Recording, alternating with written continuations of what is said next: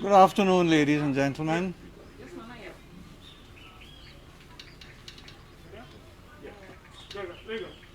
Good afternoon, ladies and gentlemen.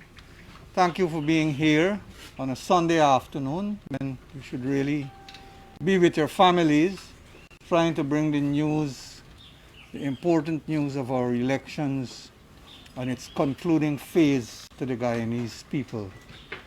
We are all grateful for that effort that is being put in by all of you. We of A New and United Guyana would like to thank the Madam Chair for her gracious invitation to me to visit the facility today and to have a look around and to have a conversation with her. As you know, we have a team of valiant young people who have been giving of their best in order to assist GECOM in this process of the recount, to assist in ensuring that the ballots are counted and allocated fairly to the political parties for which they have been voted for.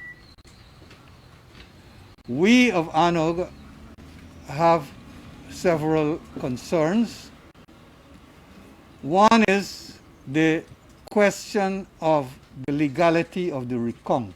Some people have raised it. Not many, but some. Our view is that the Constitution, Article 163, I think it is, Section 22 of the Election Laws Amendment Act,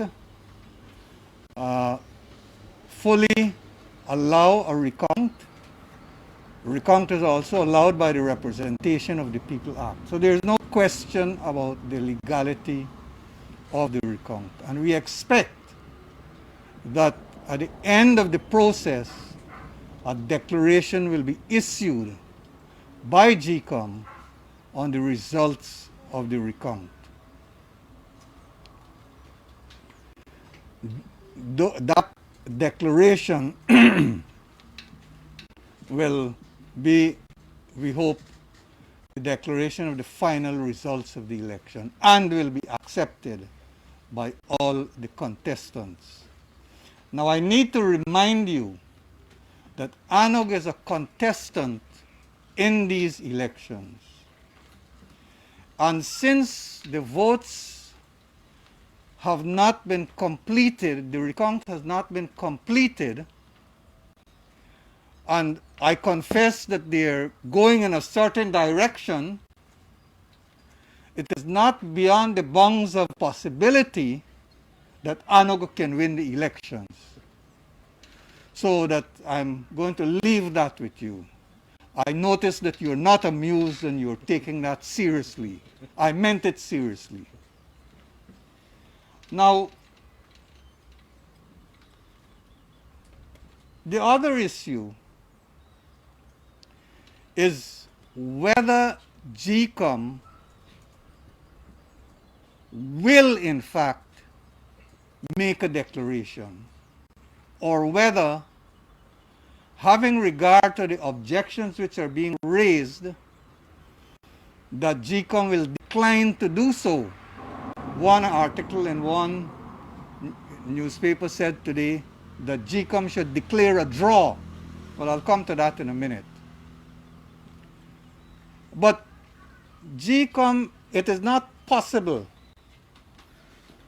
for GECOM to order a recount under the Election Laws Amendment Act, and at the end of the process to abandon a declaration of that recount and then return to the count and issue a declaration based on the report which has been made to GECOM by the Chief Election Officer in relation to his invitation to make a declaration. Why? The allegation is that these elections are deeply flawed because of dead and migrated people having voted. If GECOM were to take the position that these elections, that under the recount process, that these allegations have made it untenable for a declaration to be issued, then that declaration will be equally untenable under the count, because the same votes which were made, which are being counted in this recount, are the same votes which were made under the count that the presiding officer counted. So if you can't make a declaration under the recount, you can't make a declaration under the count. What that means? That no declaration can be made. Now, the Guyana Constitution does not provide for a situation where no declaration is made after an elections. The constitutional process is elections, results, swearing in of the president, convening of parliament, or rather the appointment of ministers, prime minister and ministers, convening and the convening of parliament. That's the process. That's the constitutional process. If there are no results declared, then that process cannot move forward. But there is no process to go backward either. Parliament is already dissolved and cannot be recalled. So we are in what I call a constitutional dead end, or a constitutional no man's land. So it's not possible for GECOM not to give a result. So that is what I'd like to say to you on our understanding of this process so far. We believe that GECOM will be able to establish 2 more counting stations during the coming week, and we believe that the count will move up to 100 or more. If that happens, and we certainly hope it happens, and we support Madam Chair in her efforts to get that to happen, we can see a speeding up of the count and a closing off of this process in another week or 2. I'm ready to answer any questions that you may have. Sir, did you get an understanding based on your meeting that the declaration from this recount will be the final declaration? I ask that because at least 2 commissioners have indicated that that seems to be the understanding, that the results of this recount will form what is a final declaration. Did you get that understanding? Well, I don't know about a final declaration. I understand that the declaration will be final because there is no legal provision for any other kind of declaration. But the order of recount, the recount order, provides for a declaration to be made. It provides the same essential process, the end process, under a recount in the Representation of the People Act.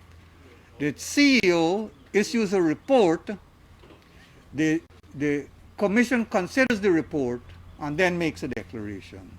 And I anticipate that that would be a final declaration because there is no provision for any other kind of declaration.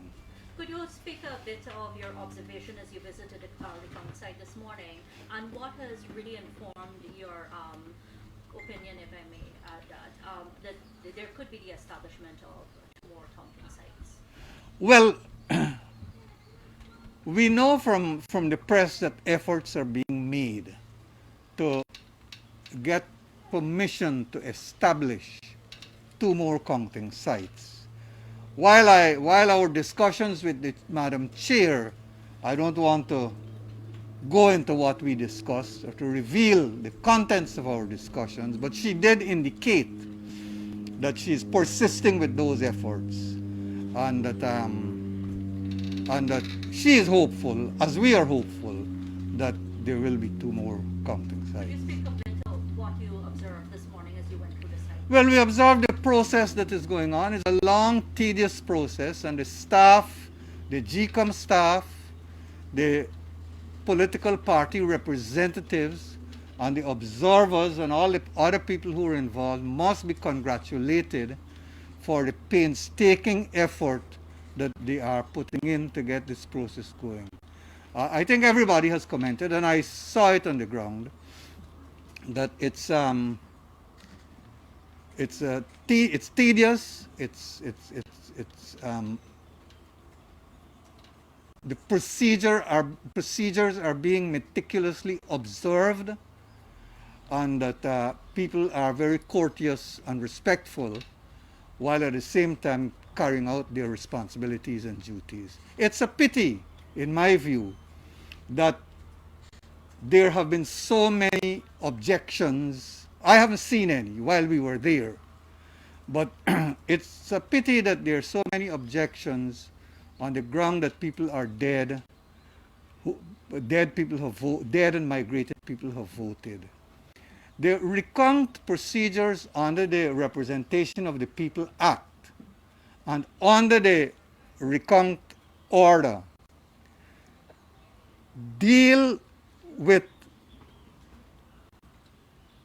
the process after voting. After the ballot is placed in the ballot box, it deals with the processes and the contents of the ballot box upon that vote being placed there. The order of the recount is clear, and the procedure set out under the Representation of the People Act is clear. It has no provision for what happened prior to the ballot being placed in the box. So whether an impersonation takes place of the voter, whether that person of the person on the list, whether an impersonation takes place of the person on the list, whether that on the basis of whether that person is dead or migrated or whatever, that is a matter for the elections and election petition. Now, Article 163 of the Constitution, combined with Section 3 of the National Assembly Validity of Elections Act, provide a scheme, a process for the challenging the validity of elections. It provides you can challenge the validity of elections if a law has been violated.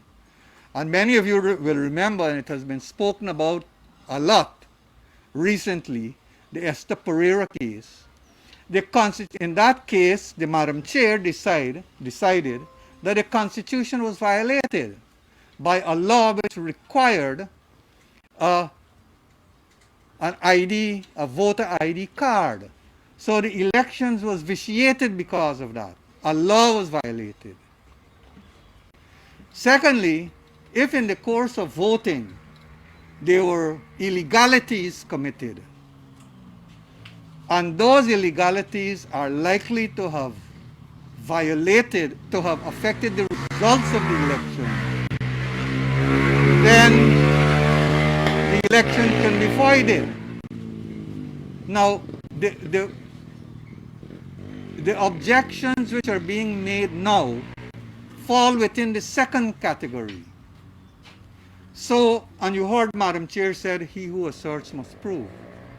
It must be, the Commission is not constructed to accommodate a trial, to accommodate an investigatory process to determine whether those allegations are true or not. Quite apart from that, the law requires that these matters be raised at an election petition. Can the Commission accept any so-called evidence as we've seen that I don't think so. But they have started, the Commission has started, they have allowed these objections to be raised, and it's probably too late for the Commission to say, look, we're not going to take any more objections. But they should not have accepted these objections from the beginning. They should have said, take your objections, record your objections, and take them to the election petition court. And I think the objections are one reason why the process is taking so long. Some have argued that they can accept the evidence given Article 1622, which talks about ensuring that elections is conducted in fairness and credible elections and stuff like that. What would you say to that? The Elections Commission, that's not a job of the Elections Commission to ensure the elections are... The Elections Commission has the overall responsibility to ensure the elections are free and fair. And I see they're dropping in the word credible, which is adding some other meaning. But the free and fair has to be determined within the parameters of what is established in the Act. The Representation of the People Act says or means that free and fair means the following things. You must have a ballot, it must be stamped, you must vote, you must put it in the box, you must ink your finger, the box must be opened at the end of the day. These are the procedures set out. So the Elections Commission, the law says what free and fair means.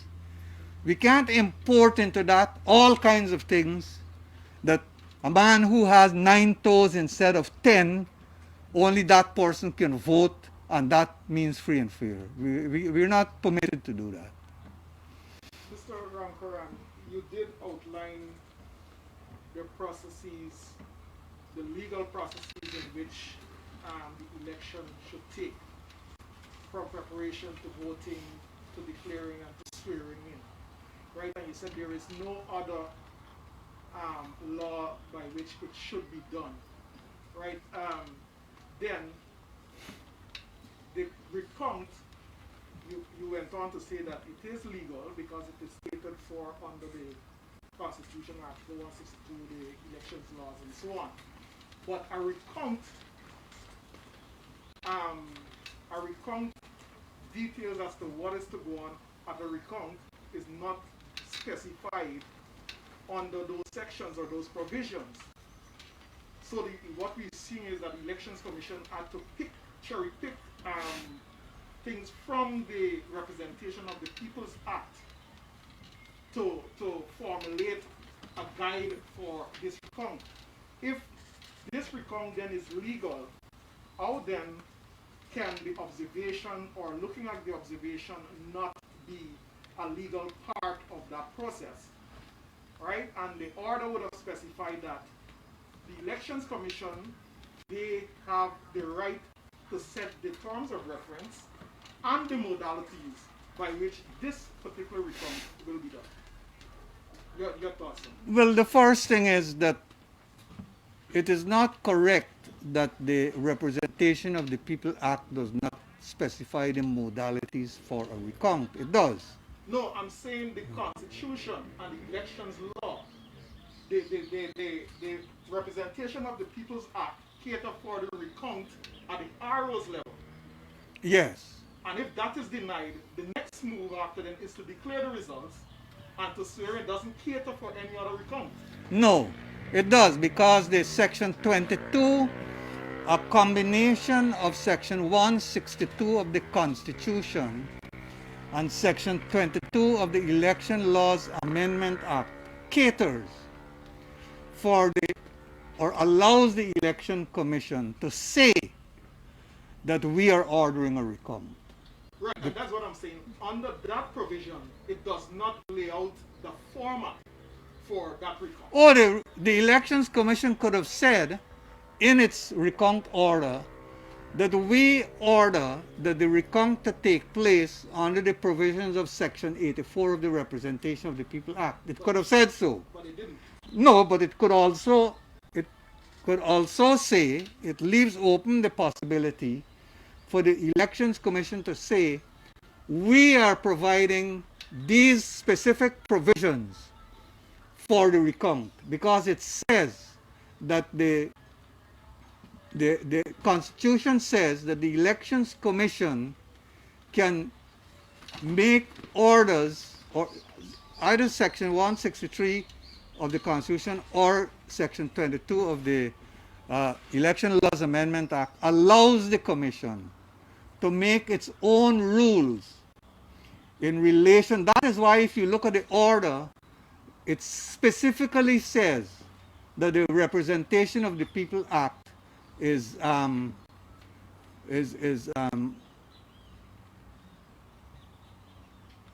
the Representation of the People Act, something to the effect that it does not provide the full possibility for this recount, because Section 22 says that the Election Commission can do that, can make its own rules. But the said order said at page 2, the second paragraph, that the election, whereas the Elections Commission, they have the right or the powers to formulate the terms of reference and the modalities by which the recount will be conducted.